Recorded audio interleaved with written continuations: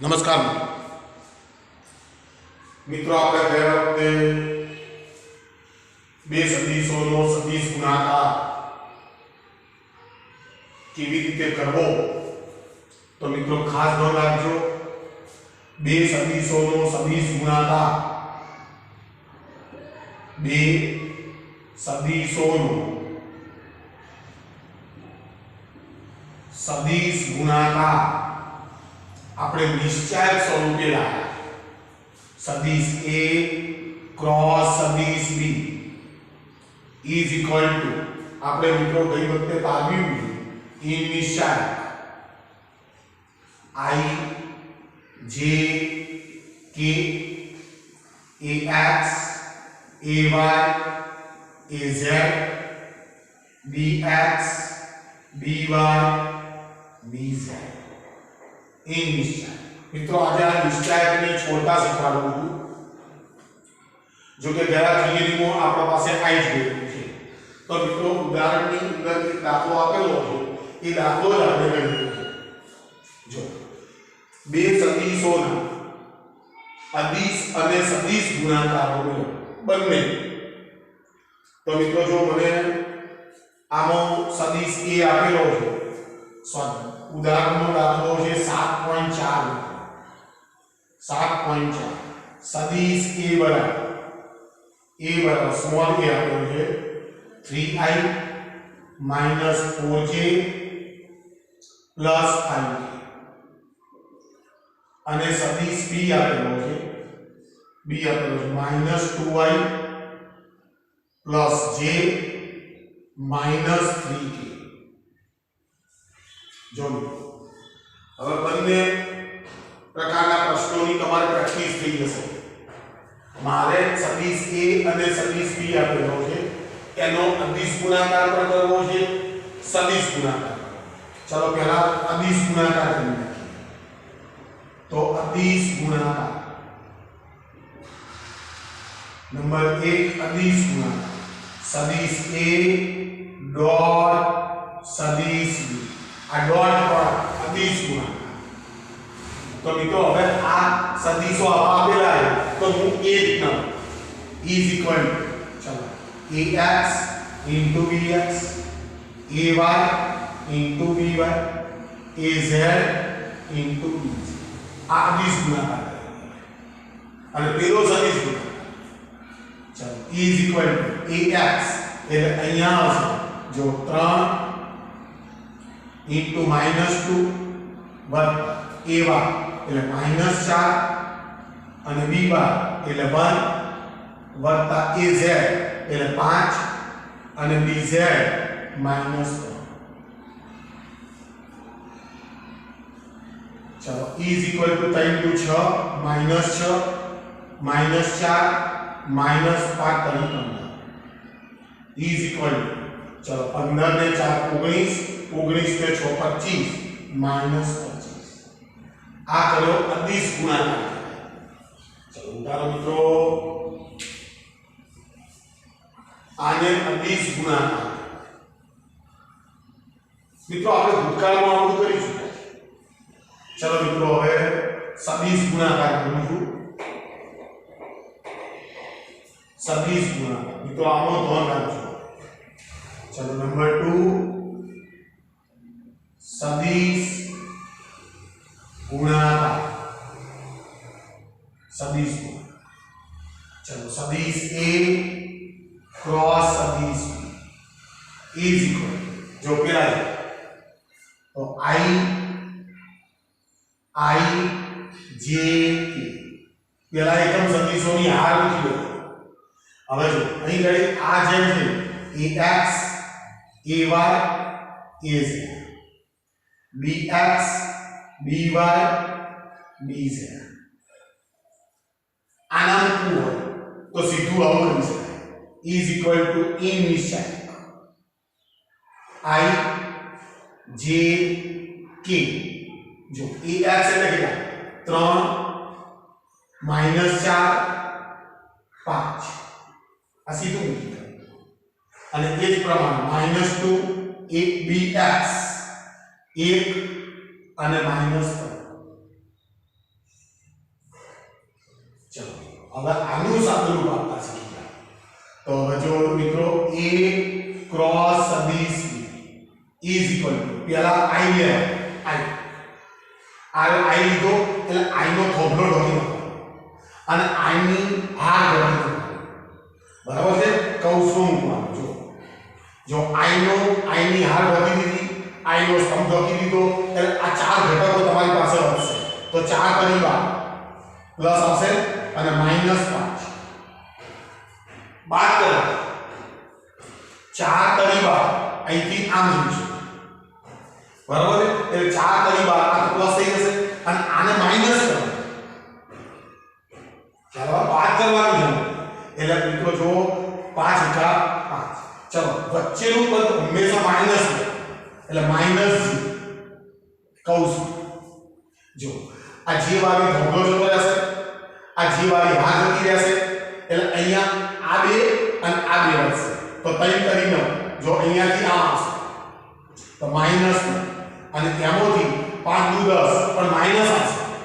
પણ માઈનસ કરવાના એટલે માઈનસ પ્લસ 10. સમજો? ચલો 3 * 9 એટલે માઈનસ અને આ 5 * 10 પણ એ માઈનસ આવશે અને મારે કરવાના છે માઈનસ એટલે પ્લસ થઈ જશે અને પ્લસ k કૌંસ જો પ્લસ k એનો થોડો કયો એની હાર કે આ ચાર જણા વધશે તો 3 ને કુટે જો 4 * 8 પણ પ્લસ થઈ જશે મારે માઈનસ કરવાનું 4 * 8 તો ઇઝ ઇક્વલ ચલો 12 માંથી 5 ગયા એટલે 7 વધશે 7i. ચલો અહીંયા 10 માંથી 9 ગયા એટલે 1 વધશે -g. અહીં ગયો -5 તો બરાબર ધ્યાનથી આ ક્રોસ પ્રોડક્ટ શોધ્યો કહેવાય. 7i - j -5k.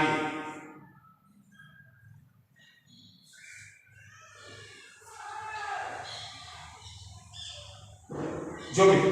હવે આ જે a ક્રોસ b શોધ્યું ને એની જગ્યાએ હું b ક્રોસ a છે. b ક્રોસ તો મિત્રો જો આ પદ અહીં ગયું અને આની પદ જે છે આ પદ અહીં તો મિત્રો જવાબમાં કોઈ નહીં ફેરફાર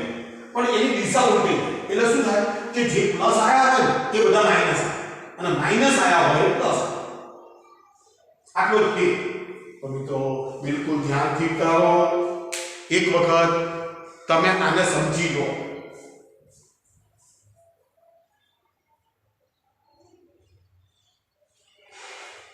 ચલો એક બીજો પ્રશ્ન લઉં છું જે તમારા મને ઉદાહરણો દેખાય છે પાઠ્યપુસ્તકના અને આવા તો મિત્રો ઘણા બધા પ્રશ્નો છે પણ તમારે વ્યવસ્થિત સમજવા પડે. જો મને નિયમિત ઘનતા ધરાવતું પતરું આપેલું છે. ઉદાહરણ છે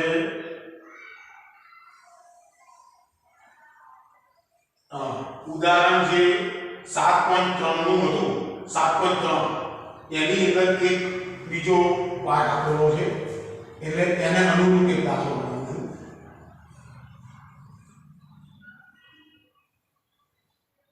જો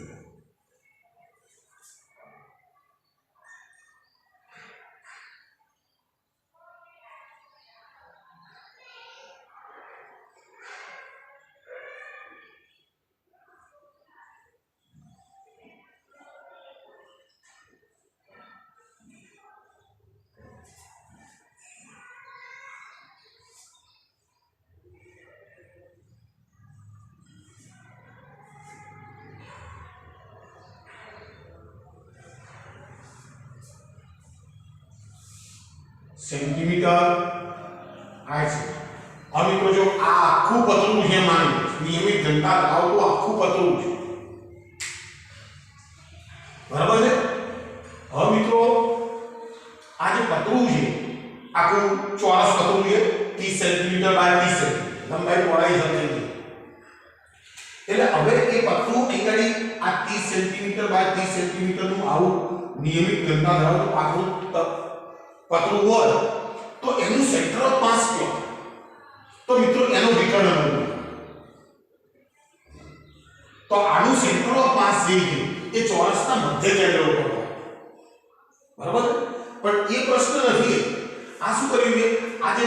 ચોરસ પતરું છે ને એની અંદરથી અમુક ભાગ કાપી નાખ્યા દાખલા મને જે આપેલું છે એ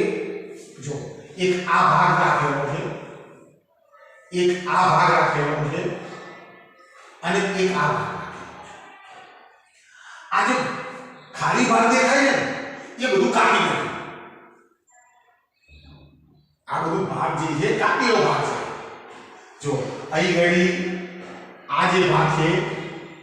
કાપી નાખેલ છે તો મારી પાસે આ ત્રણ પતરા હતા તો મિત્રો હવે મને પ્રશ્ન શું પૂછે કે ભાઈ આનું સેન્ટર ઓફ માસ કેટલું છે 1 2 અને 3 પત્રો અહીં બધું બાકી બધું છે એટલે ચિત્ર ખરેખર કેવું દેખાય આવું દેખાય આ બધું કાપી નાખવું આ બધું હું કાપી નાખી છે તો મને પતરું જે છે એ પતરું આવું દેખાશે આ નથી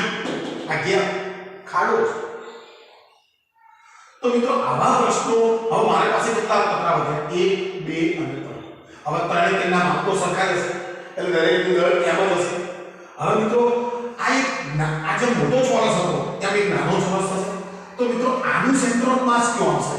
તો આનું સેન્ટર ઓફ માસ અહીંયા આવશે આનું સેન્ટર ઓફ માસ ક્યાં આવશે અહીંયા આવશે આનું સેન્ટર ઓફ માસ ક્યાં આવશે તો આના મધ્ય બિંદુ પર આવશે બરાબર તો હવે મિત્રો ધ્યાનથી મારે તો આખો ત્રણ ગણો થયા આ ચોરસ જે હતો એના માત્ર 3 ટુકડા એ નાના નાના ચોરસ તો મિત્રો આનું દ્રવ્યમાન કેન્દ્ર હવે 3 વસ્તુ થઈ એટલે હું RCM is equal to RCM is equal to m1 into r1 plus m2 into r2 plus m3 into r3 અને ભાગ m1 plus m2 plus m3 હવે મિત્રો ત્રણેય પતરાની ગણકો હતું જશે તો is equal to r કૌંસ હવે જો ખૂબ અગત્યનું હવે આને m તરીકે લીધું તો આનું સેન્ટર ઓફ માસ અહીંયા તો અહીંયાથી એનો x m મળશે કેટલો હશે 5 એ જ પ્રમાણે અહીંયાથી એનો m y મળશે 5 વલ જો વળી પાછો બીજા આનું દળ તો એટલું જ હશે હવે જો એ એનું x m આટલા હશે એટલે આ 15 અને એ જ પ્રમાણે અહીંયાથી આમ આવશે એટલે એ યહાં પર 15 વત્તા જો ત્રીજું પદ આ તો એનું દળ પણ અહીંયાથી r 5 અને એ પ્રમાણે આના y આવશે 25 ભાગ m plus m થાય છે આવશે આ થાય છે તો is equal ચલો m તો ઉડી જવાનું છે કૌંસ છે તો xm કેટલો થશે 15 ને 5 20 20 ને 5 25 25 ભાગ્યા 3 ખ્યાલ આવ્યો જો આ m સાથે ઉડી જશે એટલે છેદનો તગડો વધશે ને તમે xm નો સરવાળો કરો આ 5 15 20 20 ને 5 25 ભાગ્યા 3 એ જ પ્રમાણમાં જો 15 ને 5 20 20 ને 25 45 ભાગ્યા તો is equal to 15 તરી 45 થાય ને આ 15 અને આનો છેદ ઉતા નથી તો is equal to 8 તરી 24 એટલે 8 પોઈન્ટ સમથિંગ આવશે 8 પોઈન્ટ કેટલા લખ્યા છે 8.33 અને આ 15 સેન્ટીમીટર તો હવે આ તંત્રનું સેન્ટર ઓફ માસ ક્યાં હશે આ યાદ પર હશે તો तो जो क्यों हशे खूब बताओ 8.33 એટલે 8.33 લગભગ આ 10 છે એટલે 8.33 લગભગ કેટલા હશે અને 15 મીન્સ આ નંબર અહીંયા હશે આ તંત્રનું સેન્ટર ઓફ માસ નું બરાબર છે તો આ પ્રમાણે તમે આવું કોઈ ચિત્ર આપેલું હોય ઉત્તરાખંડ ગણાવ્યો છે કે જેની અંદર મને જેટલા ભાગ કાપી નાખી દીધા હોય એને મારે ગણતરીમાં લેવાની જરૂર નથી ચલો મિત્રો ઓકે ચલો મિત્રો એક સદિશ ગુણાકાર કરીએ તો ફરીથી એટલે તમને પ્રેક્ટિસ થઈ જાય ચલો હું આપું છું તમને ગણજો જરા જો સદિશ a બરાબર 2y - j - 5k અને સદિશ b બરાબર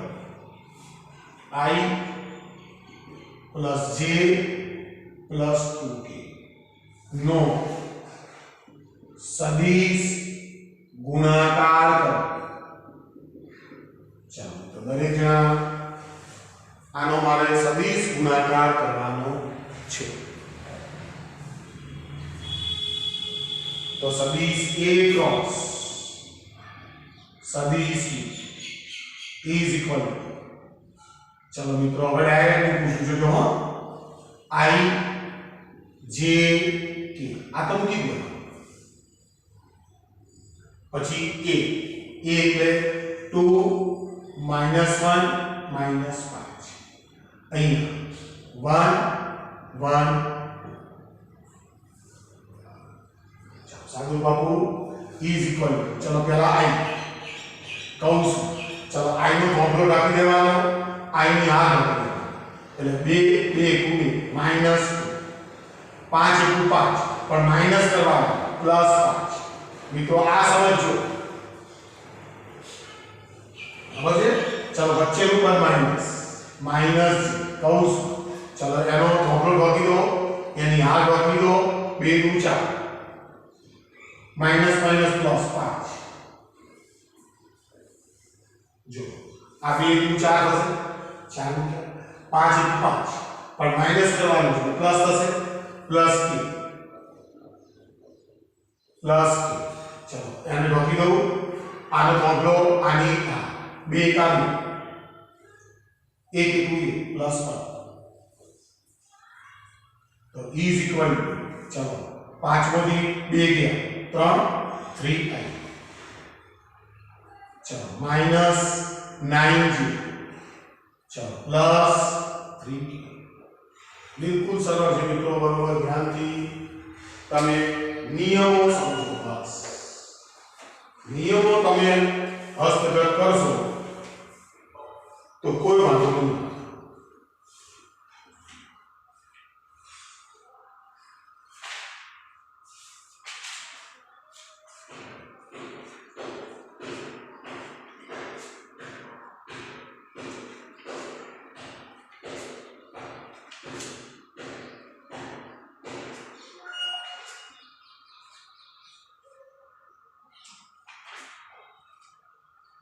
चलो એટલે હજી તો ઘણા બધા ચાકકીની અંદર મિત્રો ઘણી બધી વાતો કોણીય સ્થાનાંતર તો મિત્રો એની થોડી વાતો કરી નાખું જરા ઝડપથી તો મિત્રો માની લઈએ કે આપણી પાસે એક રેન્ડમ આ ડગ્ગ પદાર્થ છે આનો રેન્ડમ માની લઈએ કે આ એનું સેન્ટર ઓફ માસ છે દ્રવ્યમાન કેન્દ્ર એમાંથી પસાર થતી આડી માની લો કે ભ્રમણાંક બરોબર છે હવે ચિત્ર ખરેખર આવું છે આ ભ્રમણાંક હવે માની લો કે આ પદાર્થ જે છે દ્રવ્ય પદાર્થ એ માની લો કે ચાક ગતિ છે ચાક તો મિત્રો આની અંદરથી પસાર થતી માની લો કે આને x એક્સિસ કહી દો આ ભ્રમણાંકને માની લો કે y એક્સિસ કહી દો અને આપણે ધારેલો એક કણ માની લો કે p અહીંયા છે આ p અહીંયા આ લઈએ આમ તો આ આપણું તંત્ર ગતિ કરે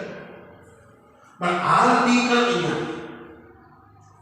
તો મિત્રો સંદર્ભ અક્ષની સાપેક્ષે એનો સ્થાન સદિશ જે છે એ આ આમ થશે મિત્રો આપણે જાણીએ કે જ્યારે ચાંદતી થતી હશે ને ત્યારે આ પી કણ જે છે તે નિયમિત વર્તુળાકાર થશે ખ્યાલ આવે તો એ વખતે આ પી કણનો સ્થાન સદિશ સંદર્ભ અક્ષ સાથે જે ખૂણો બનાવે એ ખૂણાને એનું કોણીય સ્થાન થીટા કોણ છે થીટાને કોણીય સ્થાન બરાબર છે હવે આ પી કણ જે છે એ પી કણ નિયમિત વર્તુળાકાર ગતિ કરતો હશે હવે માની લો કે થોડા સમય પછી આ કણ જે છે એ પીડ્યાસ ઉપર આવે પીડ્યાસ ઉપર આવે તો માની લઈએ કે સંદર્ભ બિંદુની સાપેક્ષે એનું કોણીય સ્થાન થીટા કરતા તો વધુ જશે તો એનું કોણીય સ્થાન હું લખું છું theta plus delta theta theta જેટલું કોણીય સ્થાન વધ્યું ખ્યાલ આવે છે તો મિત્રો કોણીય સ્થાન હતું કેટલું થીટા બરાબર હવે કેટલું છે થીટા પ્લસ ડેલ્ટા હવે પીડ્યાસ નું કોણીય સ્થાન કહેવાય આ કોણીય સ્થાન જ છે કોણીય સ્થાન તો મિત્રો કોણીય સ્થાનાંતર કેવી રીતે શોધાય તો કોણીય સ્થાનાંતર અંતિમ સ્થાન થીટા પ્લસ ડેલ્ટા એમાંથી પ્રારંભિક કોણીય સ્થાન બાદ થીટા થીટા કેન્સલ તો ડેલ્ટા થીટા જે છે એને શું કહેવાય કોણીય સ્થાનાંતર મિત્રો આ ખૂણા છે સમજો આ 30 નો ખૂણો હતો આ 45 નો ખૂણો થયો તો 45 માંથી 30 ગયા તો 15 ડિગ્રી જેટલું કોણીય સ્થાનાંતર કહેવાય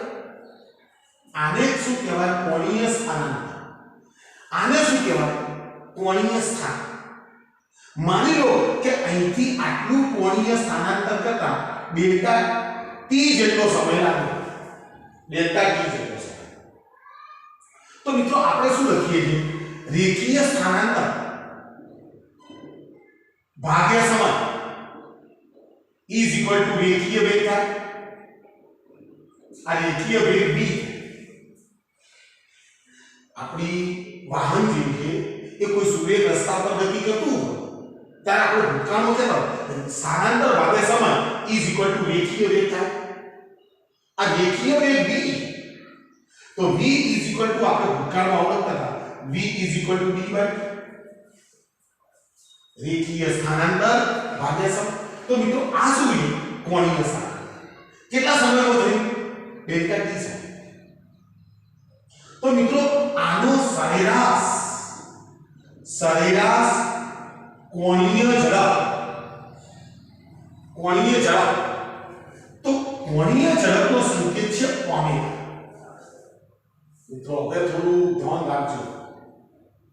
આ કણ કોઈ સીધો તો કોઈ પીડ્યાસ ઉપર આવી નહીં એટલે અહીંયા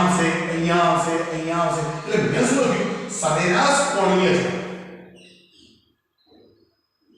ઇઝ ઇક્વલ ટુ કોણીય સ્થાનાંતર ડેલ્ટા t કેટલો સમય લાગ્યો ડેલ્ટા t મિત્રો બરોબર ધ્યાનથી રાખજો અહીં v ઇઝ ઇક્વલ ટુ તમે ભૂતકાળનો dr/dt લખતા સ્થાનાંતરનું સમયના સાપેક્ષે વિકલન તમને રેખીય વેગ આપે સ્થાનાંતરનું સમયના સાપેક્ષનો વિકલન તમને રેખીય વેગ આપે તો મિત્રો અહીંયા જો ડેલ્ટા થીટા ભાગ્યા ડેલ્ટા જો limit delta t tending to 0 ના લક્ષણો વિચાર ડેલ્ટા t ટેન્ડિંગ ટુ 0 એટલે ડેલ્ટા t ની કિંમત અત્યંત નાની કરી નાખી તો આ કણ આગળ વધે જવાનું આટલે રહેશે તો એવા સમય મારે કહેવાય કે સરેરાશ લેવાની જરૂર ના પડે તો મિત્રો એ વખતે તત્કાલીન કોણીય ઝડપ omega is equal to d theta by dt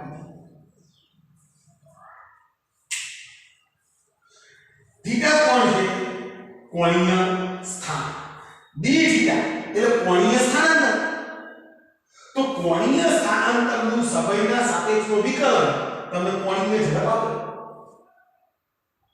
અને જો એને તમે સદિશ તરીકે વિચારો તો એને કોણીય વેગ કહેવાય મિત્રો બરોબર સમજો આ કોણીય ઝડપ કોણીય વેગ છે omega d theta by dt રેખીય સ્થાનાંતરનું સમયના સાપેક્ષમાં વિકલન કરવાથી તમને રેખીય વેગ મળે કોણીય સ્થાનાંતરનું સમયના સાપેક્ષમાં વિકલન કરવાથી તમને કોણીય ઝડપ તો આનો એકમ શું છે મીટર પર સેકન્ડ અથવા સેન્ટીમીટર પર સેકન્ડ તો મિત્રો આ તો બધા તમને તો રેડિયન પર સેકન્ડ કોણીય ઝડપનો એકમ શું છે રેડિયન પર સેકન્ડ મિત્રો આને સદિશ તરીકે જો તમે ગણો તો મિત્રો ધ્યાનથી બરોબર સમજો કે જે પદાર્થ છે જે પદાર્થ ચાંદતી કરી રહ્યો છે એ જે દિશામાં ભ્રમણ કરતો હોય એ પહેલું જોયું હવે એ પદાર્થ ઉપર એક સ્ક્રૂ મૂકવાનો આપેલા પદાર્થને લંબરૂપે એક સ્ક્રૂ મૂકવાનો અને આપેલો પદાર્થ જે દિશામાં ચાંદતી કરતો હોય એ દિશામાં સ્ક્રૂને ફેરવવાનો તો સ્ક્રૂ જે દિશામાં બહાર નીકળશે એ દિશા કોની બનશે કોણીય ઝડપ અને એવા સંજોગોમાં હું એને શું કહીશ કોણીય વેગ હવે જો માની લઈએ કે સ્ક્રૂને હું સમઘડી દિશામાં સ્ક્રૂને ફેરવીશ સમઘડી દિશા હું એને સમઘડી દિશા આગળ સ્ક્રૂને સમઘડી દિશામાં સ્ક્રૂને ફેરવી તો સ્ક્રૂ જશે અંદર તો ઓમેગાની દિશા અંદર તરફ હશે અથવા નીચે તરફ હશે અને જો વિષમઘડી દિશામાં સ્ક્રૂને ફેરવી તો સ્ક્રૂ નીકળશે બહાર તો એ વખતે કોણીય વેગની દિશા કઈ હશે ઉપર તરફ હશે એટલે મિત્રો આવતી વખતે હું કોણીય ચાંદતીની બધી વાતો કરવાનો છું અને એની અંદરથી ખૂબ અગત્યની ક્વોન્ટિટી છે કોણીય સ્થાન અને કોણીય ઝડપ કોણીય સ્થાનાંતર કોણીય સ્થાન કોણીય સ્થાનાંતર અને કોણીય ઝડપ એનો એકમ છે રેડિયન પર સેકન્ડ ચલો ઓકે તો આવતી વખતે આપણે ચાંદતીની અંદર ખૂબ વિશેષ ચર્ચા કરવાની છે એટલે તમે